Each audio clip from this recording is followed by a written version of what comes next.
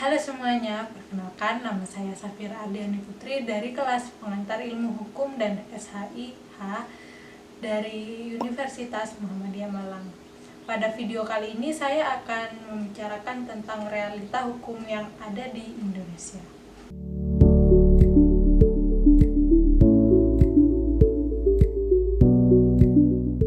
Semua manusia merupakan makhluk sosial yang pasti akan berhubungan antara satu sama lain. Namun dalam menjalankan kehidupan sosial tidaklah mudah. Setiap manusia pasti memiliki kepentingan dan kebutuhan sendiri yang akan bertentangan antara satu sama lain. Akibat adanya perbedaan tersebut, maka sering terjadi ketidakseimbangan atau ketidakcocokan dalam kehidupan sosial. Oleh karena itu, manusia membutuhkan aturan kehidupan atau hukum di tengah-tengah menjalani kehidupan bermasyarakat. Negara Indonesia atau negara kita sendiri adalah negara hukum yang berdasarkan Pancasila dan Undang-Undang Dasar tahun 1945. Setiap orang memiliki kewajiban untuk menjunjung tinggi hukum dan mematuhi hukum agar terciptanya sebuah keadilan. Dalam kedudukan sebagai warga negara Indonesia, semua masyarakat memiliki derajat dan perlindungan yang sama di hadapan hukum. Jadi semua orang akan mendapatkan perlakuan dan keadilan yang sama pula tanpa memandang agama, suku, ras maupun antar golongan.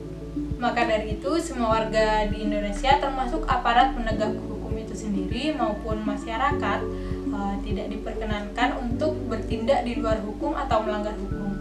Jika hal itu terjadi, maka pelanggar akan dijerat hukuman sesuai dengan pasal-pasal yang ada.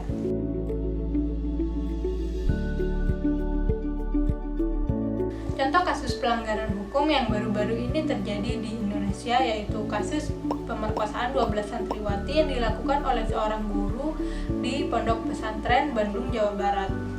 Seorang guru laki-laki yang bernama Heri Hirawan yang mengajar di pondok tersebut telah memperkosa 12 santriwati yang sedang menimba ilmu di pondok tersebut. Akibat ulahnya, tentu saja Heri Wirawan akan mendapatkan hukuman yang setimpal.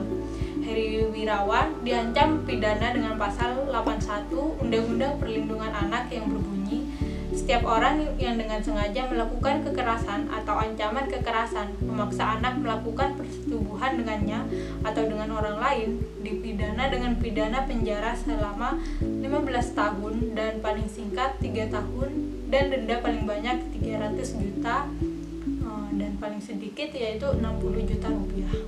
Ada pemberatan hukuman karena ia merupakan tenaga pendidik dari korban sehingga hukumannya dinaikkan menjadi 20 tahun penjara.